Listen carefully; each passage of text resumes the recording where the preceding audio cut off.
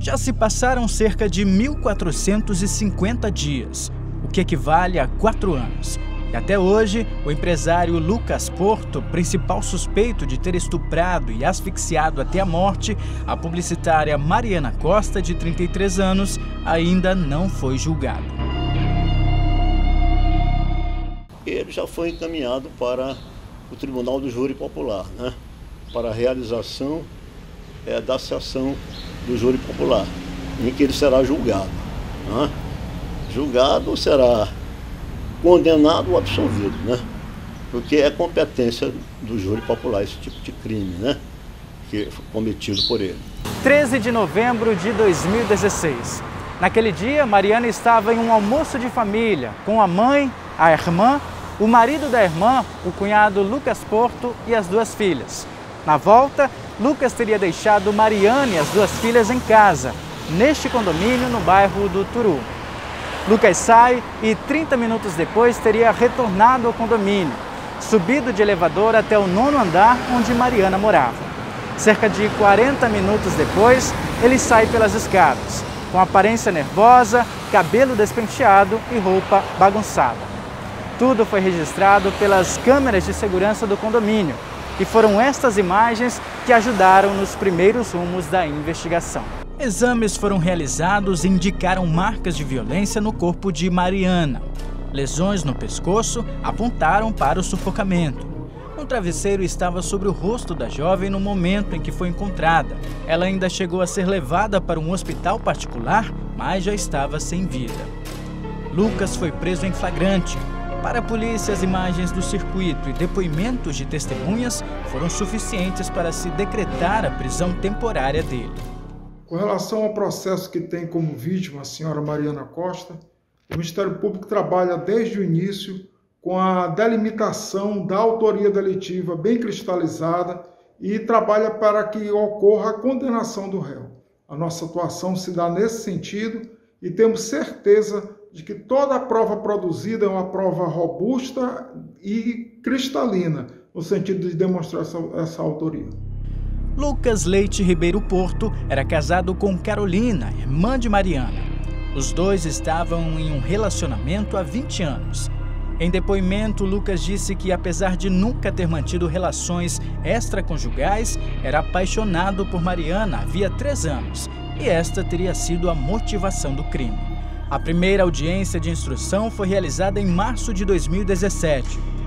Foram ouvidos o marido da vítima, Marcos Renato, a ex-mulher do suspeito, irmã de Mariana, Carol Cunha, uma amiga da vítima e o superintendente estadual de homicídios e proteção à pessoa da época.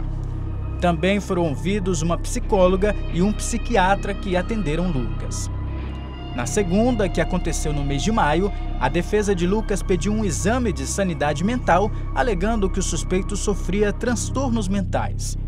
Em maio de 2018, após diversos exames, o parecer técnico dos médicos do Hospital Nina Rodrigues apontou que Lucas era completamente responsável por seus atos.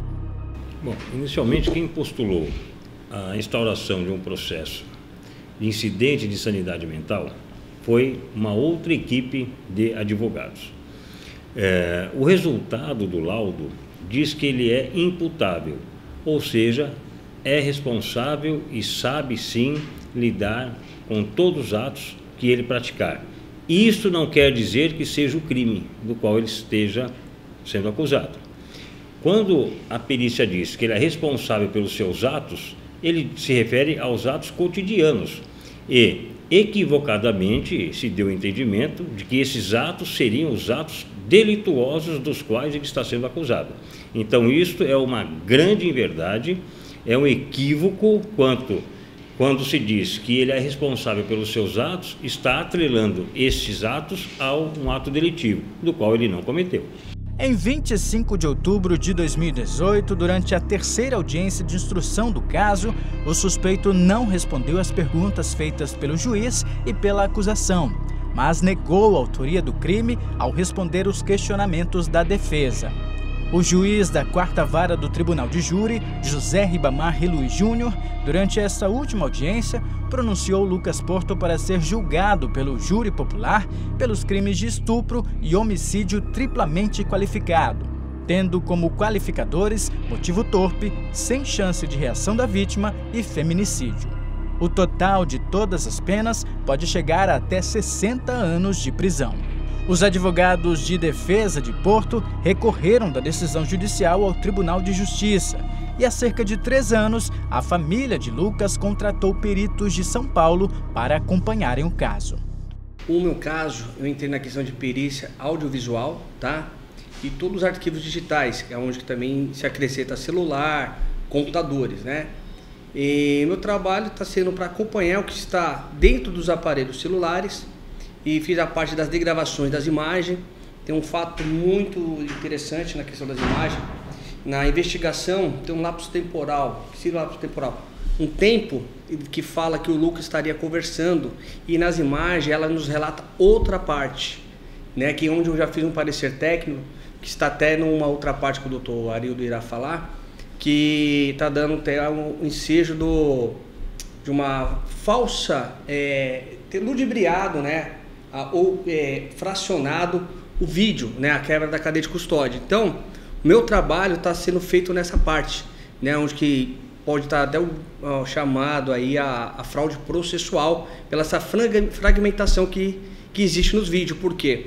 No relatório fala que está 8 minutos, dentro do vídeo só tem um período de 1 minuto e pouco, tá? Então tem uma diferença. Então eu vou fazendo a parte das degravações das imagens, né? E tudo que está dentro dos aparelhos celulares, acompanhando. Na quinta-feira passada houve a parte da acústica, onde eu e o Dr. Sérgio Hernandes acompanhamos, e hoje, que é terça-feira, né, fizemos a parte final da coleta, extração de dados do celular. Conseguimos só de uma parte, agora vamos pedir a quebra de sigilo ou judicialmente, ou se não conseguir a senha, né, vai ter que ser feita a quebra de sigilo do telefone. Então meu trabalho é isso mesmo, para pegar todas essas informações que está vindo contra muitos depoimentos dentro do processo. Em especial esse vídeo mesmo dentro do prédio, que fala que o Lucas estava um período dentro e os vídeos mostram outro. Então ali está totalmente fracionado. E para nós peritos, isso daí, queira ou não, é edição, né? É uma quebra da cadeia de custódia, porque ele devia ter vindo aqui numa ordem cronológica, né? Então dentro dessa ordem cronológica, tentamos fazer o trabalho e viu que ali existem essas fragmentações. Tá? Então o meu trabalho como perito audiovisual está nessa linha. A defesa vem trabalhando nesse caso faz 3 anos. Tanto advogados como peritos, assistentes técnicos, ok? Estamos trabalhando 9, foram feitos pareceres técnicos, certo? Criminalísticos, médicos legais, nós temos peritos médicos legistas, peritos em áudio, temos advogados criminalistas, né? E nós contestamos, ao longo dos 3 anos, diversos fatos, tá, relacionados com o crime. Por exemplo, o estupro. O estupro ele foi confirmado pela acusação. Eles afirmam que efetivamente houve o estupro, né, de Mariana Costa, só que as provas apontam o contrário. Nós contestamos o estupro, Mariana Costa não apresenta as suas características de estupros, e falo características quando está nas regiões corporais, certo, que são identificadores do estupro, por exemplo, região paragenital, extragenital, certo, genital, as pernas, as coxas, né? E Mariana não apresentava essas lesões corporais, portanto, uma das conclusões, né, nas quais nós chegamos como defesa é que ela não foi estuprada. Então, a parte contrária, né, que é a acusação, eles vão ter que mostrar como que ela foi estuprada, se não apresenta nenhum tipo de prova que indique esse fato. Posteriormente, as investigações continuaram, as perícias continuaram, né? E no 422, que é a fase pré-processual, né? Perdão, a fase processual, onde diligências são solicitadas, a defesa peticionou por perícias, né? Foi perícia acústica a primeira, vai ser feita a perícia de reprodução simulada, onde a perícia que faz, ela contrapõe ou ela confronta a prova testemunhal com a prova científica. A reprodução simulada ela é feita quando existem dúvidas ou quando as provas se confrontam ou são divergentes, quando a prova testemunhal não bate ou não é convergente com a prova científica, com os fatos. Então, devido a isso, nós peticionamos e o juiz aceitou. Então, essa perícia vai ser realizada para dirimir essas dúvidas. E a outra perícia que foi realizada que foi feita hoje, né, no IC, no ICRIM, aqui em São Luís, que foi nos celulares. Nós peticionamos para extrair tudo que foi apagado dos celulares. WhatsApp, imagem, chamadas telefônicas. Né? Então, estamos fazendo, ao longo dos 3 anos, né, um trabalho bem exaustivo, bem detalhado, né? Mas o que nós podemos adiantar é que ela não foi estuprada. Mariana Costa. O que mais fala? Acho que é isso aí, né? É que assim, a gente está trabalhando, né? Vai ter o júri popular, a gente não pode, né, falar tudo que nós apuramos, né? O estupro, nós apresentamos as provas, né, de que no estupro já foi apresentado. No processo consta o parecer técnico que eu fiz sobre essa questão, tá? E é categórico, ela não foi estuprada. Quem falar que foi estuprada vai ter que, lá no júri, ele vai ter que comprovar que ela foi estuprada. Com que provas, não sei, porque não tem provas. Existe um momento processual do qual a defesa arrola testemunhas e pede diligências, pede providências ao juiz à produção de provas. A defesa entendeu necessário a produção de algumas provas, dentre elas a perícia no celular, não só da Mariana, como também de Lucas Porto. Também se pediu uma reprodução simulada dos fatos, que é uma perícia que tenta trazer à luz com maior veracidade daquilo que poderia ter ocorrido. Pega-se a versão de várias pessoas para que se possa fazer este laudo. Mais um caso importante que não foi pedido nessa fase processual, isso foi pedido paralelamente, foi a instauração de inquérito policial contra Carolina Costa e Juliana Costa para apurar o crime de fraude processual, porque a defesa, analisando os vídeos do edifício San Juan, chegamos à conclusão que não estava batendo as informações dos vídeos com os depoimentos e o termo de apreensão. Diante disso, comunicamos o Ministério Público e o Ministério Público, por sua vez, determinou a investigação dessas pessoas, não só pelo crime de fraude processual contra as irmãs de Mariana, que infelizmente faleceu, mas também contra os policiais que elaboraram um termo e ali inseriram, a princípio, informações relevantemente falsas. Para o advogado de acusação, todas estas ações feitas pela defesa durante estes anos estão desmerecendo o Estado, o Poder Judiciário e o Ministério Público. Este processo, que já dura tanto tempo, foram realizadas todas as provas em direito admitidas. Provas testemunhais, provas documentais e provas periciais, né, irrefutáveis pela autoria do acusado. Pela autoria do acusado. Então, essa conversa aí é uma conversa para boi dormir. Não tem a menor possibilidade de se sustentar, né? Porque tudo o que houve, que aconteceu, está nos autos, né? Só existe para o direito o que está nos autos. Quem faz perícia são os órgãos do Estado que fizeram a perícia. Quem acusa é o Ministério Público. E o Poder Judiciário vai apenas homologar a decisão do júri popular. Se uma pessoa afirma isso aí, ela está naturalmente desmerecendo o Estado, o Poder Judiciário, o Ministério Público, né? Isso realmente é uma coisa sem pé nem cabeça. Mariana Menezes de Araújo Costa Pinto era casada com Marcos Renato Ribeiro Serra Pinto e o casal tinha 2 filhas pequenas.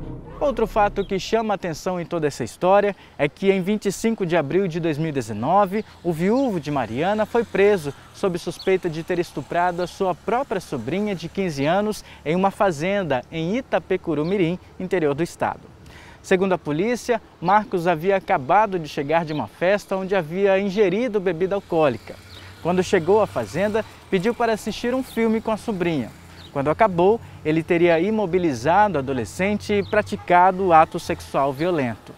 Por não comparecer na data marcada para o depoimento, o mandado de prisão preventiva foi expedido e, desde então, Marcos está preso, assim como Lucas, na penitenciária de Pedrinhas, aguardando o julgamento.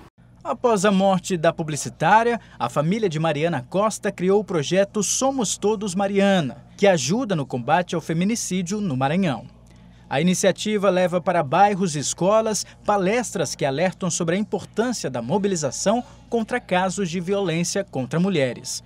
Uma forma de transformar a dor em amor. Além do projeto, uma outra bandeira de luta contra o feminicídio foi levantada, através de uma lei estadual aprovada um ano após a morte de Mariana Costa. O dia 13 de novembro se tornou o Dia Estadual de Luta contra o Feminicídio. Um projeto criado para ajudar as famílias de mulheres que foram mortas ou que sofrem com a violência. Quanto ao julgamento, a data do júri apenas poderá ser determinada após esgotados todos os recursos da defesa. Porém, para o advogado de acusação, não há dúvidas quanto à condenação de Lucas Porto. Eu tenho certeza pelo que consta dos autos, né?